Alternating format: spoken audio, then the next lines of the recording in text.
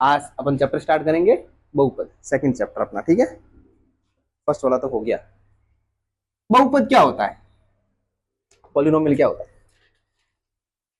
तीन टाइप के 9th class में पढ़े थे, मोनोमियल, बाइनोमियल और ट्राइनोमियल। मोनोमियल क्या होते हैं, एक पदीय, जिसके पास एक पद होता है सिर्फ, उसको मोनोमियल कहते हैं।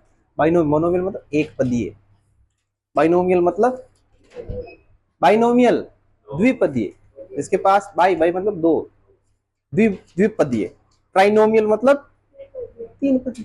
इसी प्रकार से अपन कहें कि बाइनोमियल नहीं, पॉलिनोमियल बहुपद मतलब बहुत सारे पद। ऐसी इक्वेशन जो आपके पास नॉर्मल इक्वेशन आ जाए, उसका सॉल्यूशन कैसे होगा, इसको कैसे सॉल्व करोगे, उसका आंसर निकालना, कुल मिला के बात ये। और इक्वेशन एक्स के फॉर्म में आएगी, पी के फॉर्म में आएगी, ए के फॉर्म में आएगी, बी के फॉर्म में आएगी, कुछ भी आ सकती है, ठीक है। तो पहले सबसे पहले तो अपन क्या लिखेंगे, सबसे पहले टाइप्स, थ्री टाइप्स के होते हैं। एक पदीय, मोनोमियल्स, ठीक है। मोनोमियल कैसे होते हैं भाई, एग्जाम्पल के तौर पे देखें क्या होता है मोनोमियल। देखो जैसे मैंने लिखा एक एक्स, नॉर्मल एक्स लिख दिया, ये एक पद है, इसके साथ में ना तो माइनस करके कुछ है ना प्लस करके कुछ है। हाँ ऐसे जरूर लिख सकते हैं अपन, 5x लिख सकते हैं, 5x² लिख सकते हैं, ये एक पदीय के अंदर आता है, ठीक है। मैंने लिख दिया x⁻3 y⁻2, ये एक पद है। मल्टीप्लाई में कुछ भी हो सकता है? मैंने ऐसे भी लिख दिया x y z, ये भी क्या है, एक पद है। दूसरा दूसरा कौन सा टाइप है, बाइनोमियल। बाइनोमियल्स मतलब द्विपदीय। द्विपदीय मतलब जिसके पास दो पद हो, जैसे मैंने लिखा x+y, एक प्रकार का कैसा है, दो पद वाला, x के साथ में y ऐड हो गया, ठीक है। कुल मिला के बात ये है कि प्लस और माइनस करके कोई चीजें अपने पास होनी चाहिए। ये मैंने लिख दिया x² - y², पावर कितनी भी हो सकती है, कोई फर्क नहीं पड़ता उससे। 5x+3 लिख दिया, ये किस प्रकार के पद हैं, ये द्विपद में आता है, सही बात समझे। अगला है त्रिपदीय, मतलब ट्राइनोमियल्स।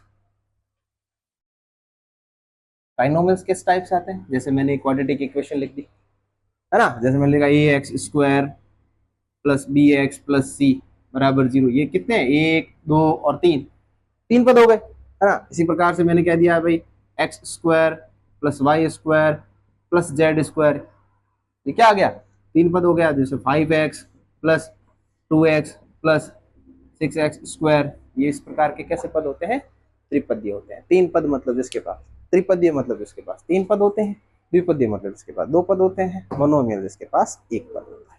ये इसके हो गए टाइप्स, ठीक है, इनको नोट करो, फिर आगे करते हैं। अब नॉर्मल इक्वेशन आ गई मेरे पास, इसमें भी कुछ टर्म्स होती है, कोफिशिएंट क्या होता है, कांस्टेंट क्या होता है, ठीक है, वेरिएबल क्या होता है, ये चीजें आती है वो, और डिग्री क्या होती है, ये चीज अपन को पता होनी चाहिए। जैसे मैंने लिख दिया एक कोई नॉर्मल सी equation, polynomial in terms of X, P X का मतलब होता है पॉलिनोमियल एक्स की टर्म में, ठीक है। जैसे मैंने कोई भी एक रैंडम पॉलिनोमियल लिख दिया, 5x⁻3 + 2x² + 3x + 6 = 0, एक तीन घात वाली एक इक्वेशन लिख दी मैंने। इसका सॉल्यूशन क्या होगा, उसका अपन को कोई लेना देना नहीं है, ठीक है, अपन उसको सॉल्व ही नहीं कर रहे हैं। अब अपन को टर्म्स क्या क्या होती है वो लिखना है। एक तो क्या आता है कि भाई वेरिएबल क्या होता है इसमें, ठीक है, वेरिएबल मतलब चर पद कौन सा है, वेरिएबल चर ही तो होता है, ठीक है। दूसरा पद कौन सा है कि इसमें कांस्टेंट क्या होता है, वेरिएबल है तो फिर कांस्टेंट भी तो होगा, कांस्टेंट मतलब अचर पद, अचर क्या है इसमें, ठीक है। तीसरा है इसकी पावर कितनी होगी, पावर मतलब घात, कौन सी घात की इक्वेशन है ये, कौन सी घात का पॉलिनोमियल है, ठीक है। चौथा है डिग्री, डिग्री को हिंदी में डिग्री कहते हैं, ठीक है। ये हो गया, वेरिएबल हो गया। और चौथ लास्ट आता है पांचवा, कोफिशिएंट, मतलब गुणांक, आई बात समझ में? अब देखो इस इक्वेशन में से इनमें ये जो टर्म्स है क्या होगी ये पता करना अपन को। देखो सबसे पहले तो आया है वेरिएबल। वेरिएबल वो चीज होती है जिसके लिए अपन इक्वेशन को सॉल्व करते हैं। कैसे कि यहां पर देखो 5 तो 5 ही है, इसमें आप कुछ चेंज नहीं कर सकते। एक्स, इस इक्वेशन को क्यों सॉल्व करेंगे अपन? इस इक्वेशन को सॉल्व करने क्यों इतनी माथापड़ी क्यों करेंगे अपन? किसके लिए करेंगे? एक्स के लिए करेंगे। जो सॉल्व क्या करते हैं भाई, एक्स के लिए सॉल्व करेंगे, एक्स की वैल्यू निकालने के लिए इसको सॉल्व करते हैं कि भाई एक्स क्यूब है या एक्स की पावर 2 है या एक्स है और बराबर में क्या आ रहा है? 0। मतलब इस इक्वेशन की वैल्यू 0 कब होगी? एक्स की ऐसी कौन सी वैल्यूज है जो इस इक्वेशन के अंदर रखेंगे तो इस इक्वेशन की वैल्यू 0 बन जाएगी। कहने का मतलब यही है भाई, एक्स की वो वैल्यूज जो इसके अंदर अपन पुट करेंगे, जो एक्स की जगह पे पुट करेंगे, पावर 3 करेंगे, जैसे 9th क्लास में पढ़ते थे ना, जीरोस फाइंड करो, एक्स की जगह 1 रखो, 2 रखो, 3 रखो, तो 1 जहां रखते थे फिर इक्वेशन सॉल्व करते थे 0 आता था। तो वो कहते हैं वो एक्स की वैल्यूज होती है। तो इक्वेशन का मतलब यही होता है कि वेरिएबल की वह वैल्यूज जो आप इक्वेशन में रखोगे तो उस इक्वेशन की वैल्यू 0 बन जानी चाहिए, वही उस एक्स की जो वैल्यूज है उस इक्वेशन को सेटिस्फाइड करती है। ठीक है, सेटिस्फाई मतलब हाँ मेरी यही वैल्यू है इसलिए आपने बराबर में ये 0 रखा। तो वो बराबर में 0 क्यों रखा और ऐसी कौन सी एक्स की वैल्यूज है जिसको अपन रखेंगे इसके अंदर तो बराबर में 0 होगा, वही इस इक्वेशन का सॉल्यूशन होता है, वही इस इक्वेशन का आंसर होता है। तो वेरिएबल का मतलब होता है, इसमें वेरिएबल क्या है? देखो एक्स एक्स एक्स, एक ही ऐसी चीज है जो बार बार रिपीट हो रही है। रिपीट इन द सेंस मतलब यही चीज है जिसकी वैल्यू अपन को पता नहीं है। तो यहां पर वेरिएबल क्या है? एक्स वेरिएबल है। जरूरी नहीं है हर जगह एक्स आए, पी भी आ सकता है, ए भी आ सकता है, बी भी आ सकता है। अल्फाबेट 26 है, लेटर्स 26 है, कुछ भी ले सकते हो, तुम्हारी मर्जी, और कुछ भी दे सकता है। ठीक है, जरूरी नहीं है ऐसा मत कह देना सर आपने तो एक्स बताया था, यहां तो वाई आ गया। कुछ भी ऐसी वैल्यू जिस इक्वेशन के अंदर वो चीज जिसकी वैल्यू अपन को पता नहीं है वो वेरिएबल होता है। ठीक है, अब कांस्टेंट, अब ऐसा कौन सा नंबर है जिसके पास एक्स नहीं है? 6 अकेला पड़ा है, ठीक है ना, पीछे की साइड। तो ये क्या हो गया? कांस्टेंट, जिसके पास वेरिएबल नहीं होता है वो कांस्टेंट होता है। ठीक है, अचर पद, इसको किसी से कोई दुनिया से लेना देना नहीं। अब बात आती है कोफिशिएंट की, गुणांक। गुणांक क्या होते हैं? वेरिएबल के साथ में आने वाले नंबर्स। जैसे यहां पर वेरिएबल क्या है, यहां क्या है? एक्स की पावर 3, तो एक्स की पावर 3 के साथ में मल्टीप्लाई में कौन है? 5 है। तो एक्स की पावर 3 का कोफिशिएंट क्या है? 5। और एक्स की पावर 2 का कोफिशिएंट क्या है? 2। अरे बताया था ना 9th क्लास में। और एक्स का कोफिशिएंट 3। अब यहां पर मैं पूछूं कि एक्स की पावर 0 का कोफिशिएंट क्या होगा यहां पर, तो कौन क्या बताओगे? इस इक्वेशन के अंदर एक्स की पावर 0 का कोफिशिएंट क्या होगा? पहली बात तो मुझे यह बताओ, किसी भी नंबर के ऊपर मैं अगर पावर लगा दूं 0 तो उसकी वैल्यू क्या बन जाती है? 1 बन जाती है। 8th क्लास में पढ़ा था, घात एंड घातांक चैप्टर वाले नाम में, पावर्स एंड एक्सपोनेंट्स में पढ़ा था ना। 8th क्लास याद करो, पढ़िए, पढ़ी तो होगी। तो उसमें एक टर्म थी कि भाई ए की पावर अगर 0 लगाते हैं, मतलब किसी भी नंबर, मैथमेटिक्स का रूल होता है कि भाई किसी भी कितना भी बड़ा, लाख 10 लाख करोड़ कितने भी नंबर, उसकी पावर 0 लगा दो 1 बन जाएगा। ठीक है ना, तो पावर कितनी है? 1 बन जाए। यहां पर एक्स की पावर कितनी है? यहां कितनी हुई? यहां कितनी हुई? तो यहां पर एक्स की पावर 0 हो सकती है। तो एक्स की पावर 0 का कोफिशिएंट कितना है? 6। आई बात समझ में? ये चीजें पूछ सकता है, इस चीज का ध्यान रखना है, ये थोड़ी तो ट्रिकी चीज होती है। ठीक है, अब पावर वेरिएबल क्या है, उसकी हाईएस्ट पावर कितनी है? पावर 3 होगी। डिग्री भी वही होती है, पर अगर दो वेरिएबल साथ में होते हैं तो उन दोनों पावरों को ऐड करके डिग्री लिखते हैं। यहां पर वेरिएबल क्या है? एक ही है, इसकी पावर कितनी? 3, तो इसकी भी डिग्री कितनी हो जाएगी? ये चीजें सीखने लायक है। किसी भी पॉलिनोमियल इक्वेशन के अंदर कोई भी इक्वेशन दे दे तो उसके अंदर ये चीजें होती है, ये आपको पता होना चाहिए कि भाई उसमें वेरिएबल होता है, कांस्टेंट भी होता है, कोफिशिएंट भी होते हैं, पावर भी होती है और उसकी डिग्री भी होती है। आई बात समझ में? लिखो, मजाक मस्ती रख करो। अब देखो, ये सारी चीजें अपने बेसिक चीजें हो गई इस चैप्टर के अंदर की भाई क्या चीज। अब आपके सामने एक इक्वेशन आएगी, द्विघात समीकरण। क्या आएगी? द्विघात समीकरण, बाइनोमियल इक्वेशन।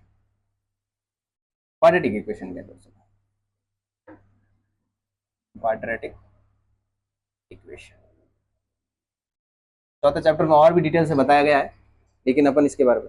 तो द्विघात समीकरण को लिखने का तरीका क्या होता है? जैसे मैंने अभी इक्वेशन लिखी 5x की पावर 3, तो यहाँ पर 5 है, तो 5 की जगह पर कुछ और भी तो आ सकता है, जरूर थोड़ी हर बार 5 ही आएगा, है ना।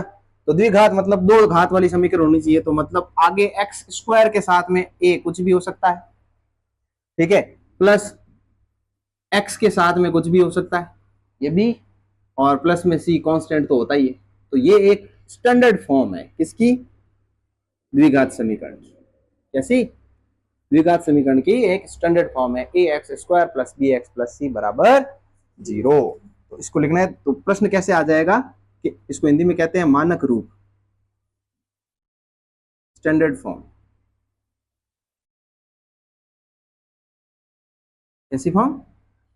अगर प्रश्न पूछा जाए कि what is the standard form of quadratic equation, तो आपको सीधा लिखना है A X square plus B X plus C, जहां पर एक्स स्क्वायर का कोफिशिएंट क्या है? क्या है? ए, और एक्स का कोफिशिएंट बी, और सी क्या है? कांस्टेंट। कांस्टेंट मतलब अचर पद, और चर पद कौन सा है? चर क्या है? एक्स। ये तो हुई बेसिक जानकारी इसकी, ठीक है। अब जब अपन इसको सॉल्व करेंगे, सॉल्व तो करेंगे ना इसको, कि नहीं करेंगे? तो जब सॉल्व करेंगे तो किसकी वैल्यू निकालेंगे? एक्स की वैल्यू निकालेंगे। किसकी वैल्यू निकालेंगे? एक्स की वैल्यू निकालेंगे। तो एक्स की यहां पर पावर कितनी है? ये कितने पावर की है इक्वेशन? 2 पावर की इक्वेशन है, मतलब यहां जनरली बेसिकली एक्स की 2 वैल्यू तो निकलेगी निकलेगी। आई बात समझ में? तो यहां पर एक्स की कितनी वैल्यू निकलेगी? 2 वैल्यू निकलेगी। और तो पहली वैल्यू को मैंने क्या बोल दिया? अल्फा। ये अल्फा लिखने का तरीका होता है, ठीक है, ऐसे। और दूसरी वैल्यू बीटा, ठीक है। 2 वैल्यूज निकलेगी एक्स के कोफिशिएंट, इसको कहते हैं अपन कोफिशिएंट जीरोस। क्या कहते हैं इनको? जीरोस या फैक्टर्स कहते हैं, ठीक है, जीरोस कहते हैं। जीरोस वो कौन? जीरोस का मतलब क्या होता है? एक्स की वो वैल्यू जो इसमें रखेंगे तो इसकी वैल्यू कितनी हो जाएगी? 0। तो यहां पर A X square plus B X plus C एक इक्वेशन है। कैसी इक्वेशन है? द्विघात समीकरण है, क्वाड्रेटिक इक्वेशन है, जहां पर अपन जिसको सॉल्व करेंगे तो एक्स की वैल्यू निकालेंगे।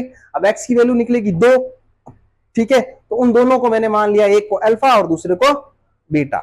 इसको कहते हैं बीटा, इसको कहते हैं अल्फा, ठीक है, अल्फा और बीटा। तो ये क्या होते हैं? इस इक्वेशन के जीरोस होते हैं, मतलब इस इक्वेशन के उत्तर हैं, आंसर्स है, ठीक है। इनको अपन जीरोस कहते हैं। जीरोस क्यों कहते हैं? कि एक्स की वैल्यू इसमें रखेंगे तो ये 0 बन जाएगी, इसलिए इसको जीरोस कहते हैं। इक्वेशन वापस एक्स की जो वैल्यू आएगी वो इस पूरे के अंदर रखेंगे, जहां जहां एक्स है सॉल्व करेंगे तो ये इक्वेशन 0 बन जाएगी, इसलिए इसको जीरोस कहते हैं। आई बात समझ में? तो ये बन गए 2। और ए और बी सी क्या होते हैं? ए और बी क्या है? ए बी है कोफिशिएंट। क्या है? कोफिशिएंट्स। क्या है? गुणांक है। और ये क्या है इस इक्वेशन के? जीरोस। अल्फा बीटा जीरोस है, और ए बी क्या है? कोफिशिएंट। तो ए अल्फा बीटा और ए बी सी के, ए बी के बीच में और ये सी, इनके बीच में एक रिलेशन होता है। क्या होता है? एक रिलेशन होता है। वो क्या होता है? वो क्वेश्चन बना के सॉल्व करते हैं। पहले ये वाला नोट करो, ठीक है। प्रश्न ऐसा भी आ सकता है, इसमें डायरेक्ट आंसर लिखना होता है। प्रश्न कैसा आएगा? What is the relationship between coefficient and zeros of quadratic equation A X square plus B X plus C बराबर 0। द्विघात समीकरण A X square plus B X plus C के गुणांक तथा शून्य का। तो यहां पर क्या है? गुणांक। गुणांक क्या होते हैं? ये ए हो गया, और ये बी हो गया, और ये सी हो गया। सी भी एक तरह का गुणांक ही है, किसकी पावर? एक्स की पावर 0 का, ठीक है। और शून्यक, शून्यक मतलब क्या होते हैं? अल्फा और बीटा। जीरोस अल्फा बीटा ही तो किए थे ना। तो इक्वेशन क्या है? A X square plus B X plus C बराबर 0। इसके 2 सॉल्यूशन बनेंगे। क्या बनेंगे? अल्फा और बीटा। रिलेशन क्या होता है कि भाई इसके अंदर क्या चीजें करें ताकि इन टर्म्स पे कोई वैल्यू आ जाए। तो अगर मैं जीरोस को ऐड करूं कि अल्फा प्लस बीटा करूं, दोनों जीरोस जो आते हैं उनको अगर मैं जोड़ दूं तो उसकी वैल्यू माइनस बी अपॉन ए के बराबर होगी। ये जो बी है उसको माइनस करके लिख दो और अपॉन में ए कर दो, उसकी वैल्यू इसके बराबर होगी, ठीक है। अगर मैं अल्फा इंटू बीटा करूं, दोनों को मल्टीप्लाई करूं, पहले तो मैंने क्या बोला? दोनों को जोड़ा। अल्फा प्लस बीटा की वैल्यू किसके बराबर होगी? माइनस बी अपॉन ए। और अल्फा इंटू बीटा की वैल्यू सी अपॉन ए के बराबर होगी। ये एक स्टैंडर्ड रिलेशन होता है ये गुणांक और शून्यकों के बीच में।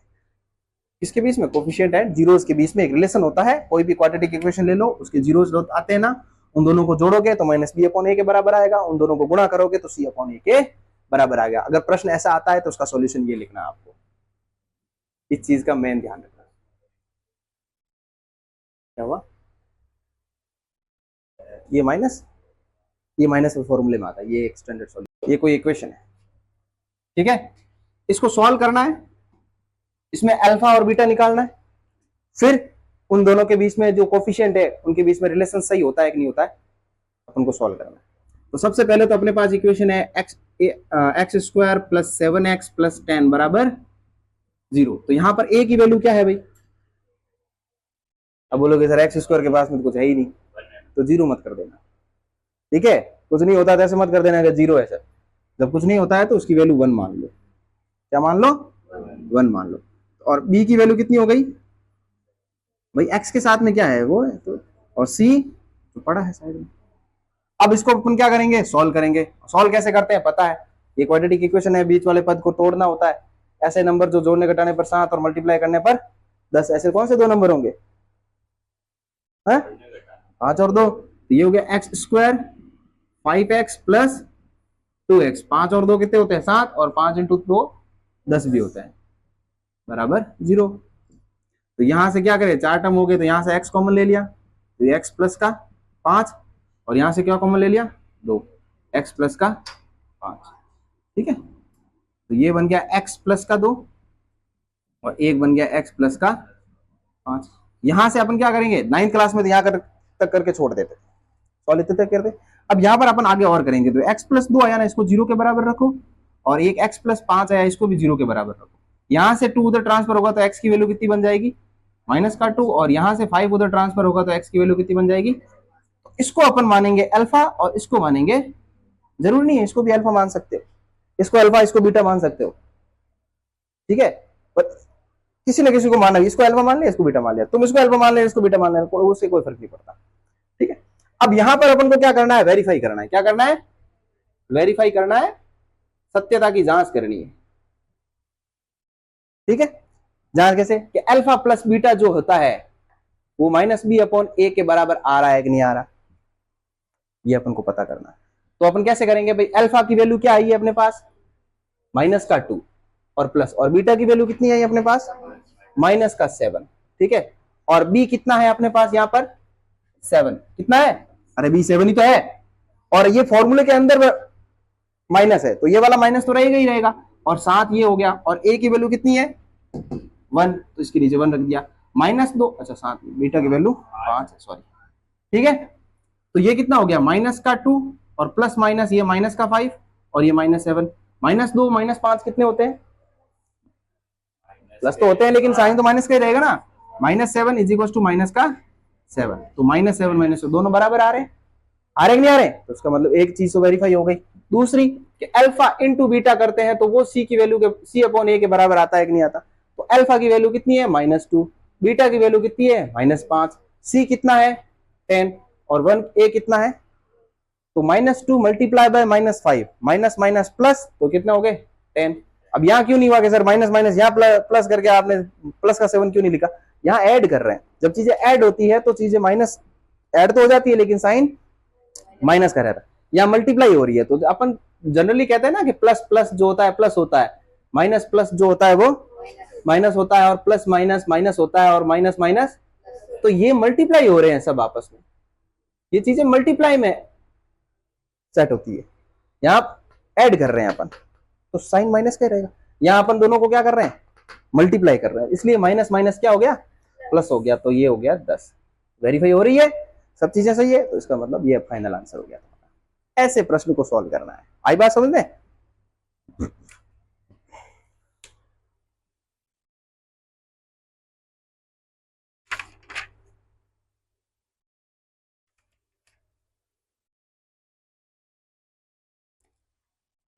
एक प्रश्न देता हूं तुम्हें, वो तुमको घर से करके लेके आना है।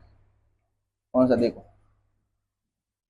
वेरीफाई के लिए, px बराबर x² -2x -8। अल्फा बीटा की वैल्यू भी निकालनी है और इसको वेरीफाई भी करना है।